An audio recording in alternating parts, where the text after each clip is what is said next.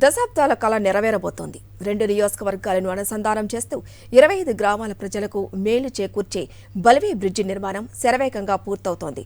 పాదయాత్రలో ఆ ప్రాంత ప్రజల కష్టాలు చూసిన నేతగా సీఎం వైఎస్ జగన్మోహన్ రెడ్డి ఇచ్చిన హామీ కార్యరూపం దాల్చడంతో 2 జిల్లాల వాసులకు కష్టాలకు త్వరలో తెరపడబోతోంది. ఏలూరు జిల్లా బల్వే వద్ద శరవేగంగా జరుగుతోన్న బ్రిడ్జి నిర్మాణంపై సాక్షి టీవీ ప్రత్యేక కథనం. ఎన్నో ఏళ్ల ఎదురుచూపులు ఫలించబోతున్నాయి. దశాబ్దాల కల నెరవేరుతుండటంతో 25 గ్రామాల ప్రజల ఆనందానికి హద్దులు లేకుండా పోతున్నాయి.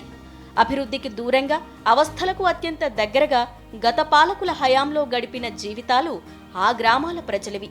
అక్కడి జనం సమస్యలు గత పాలకులకు కనిపించలేనంత, వినిపించలేనంతగా మారాయి. ఏలూరు జిల్లా పెదవేగి మండలం విజయరాయ్ నుండి బలివే వెంకటాపురం గ్రామాలకు వెళ్లేందుకు తమ్మిలేరు వంతెనే ప్రధాన మార్గం. నిత్యం వేలాది మంది తమ్మిలేరు ఏరు దాటాల్సిన పరిస్థితి ఉంటుంది. ప్రాణాలు అరచేత పట్టుకొని దశాబ్దాల తరబడి బతుకు పోరాటం చేసినా వారి కష్టాలు తీరే మార్గం లేదు. సీఎం వైఎస్ జగన్మోహన్ రెడ్డి తన సుదీర్ఘ పాదయాత్రలో వారి కష్టాలను చూసి తాను అధికారంలోకి రాగానే వారి సమస్యలకు పరిష్కారం చూపుతానని హామీ ఇచ్చారు. ఇచ్చిన హామీనే నెరవేరుస్తూ బలివే బ్రిడ్జ్ నిర్మాణానికి శ్రీకారం చుట్టారు. గతంలో మాజీ ఎమ్మెల్యే చింతమనేనికి ఈ వంతెన నిర్మాణం గురించి గ్రామాల వాసులు మొరపెట్టుకున్నా పట్టించుకున్న పాపాన పోలేదు.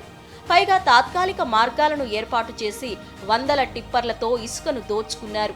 గతంలో మీరు చూసుకుంటే గతంలో ఇదే బలివే బ్రిడ్జ్ చేస్తారని చెప్పి ఇదే బలివే బ్రిడ్జికి అని చెప్పి రోడ్ వేసి ఈ పక్క నుంచే దాదాపుగా 1000-2000 ట్రక్కులు ఇసుక దోసుకెళ్ళిపోయాడు. మరి మాజీ శాసనసభ్యుడు చింతనేని ప్రభాకర్ గారు లారీలు పెట్టుకుని ఏకంగా రోడ్డు వేసి ఇది చేశారు. అప్పుడు కూడా మేము అందరం ఎదుర్కొని చాలా ధీటుగా ఎదుర్కొని మరి నియోజకవర్గంలో పరిపాలన చేయడానికి మేము ఎంతో కృషి చేసి రావడం జరిగింది. అదేవిధంగా మేము ఇప్పుడు కూడా మేము ఏం చేసామని చెప్పడానికి ఇదిగోండి మేము చూపిస్తున్నాం ఇక్కడ.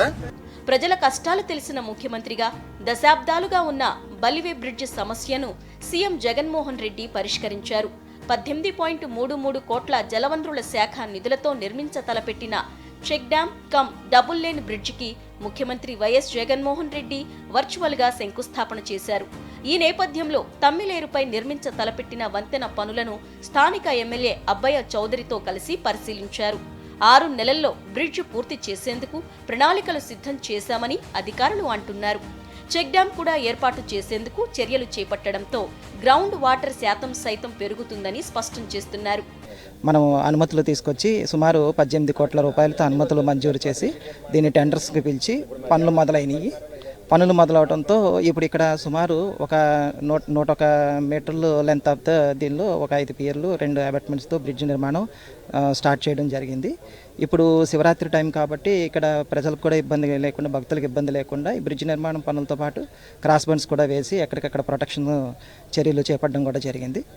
తమ దశాబ్దాల కలను సీఎం జగన్మోహన్ రెడ్డి సాకారం చేశారని దెందలూరు నియోజకవర్గ వాసులు అంటున్నారు.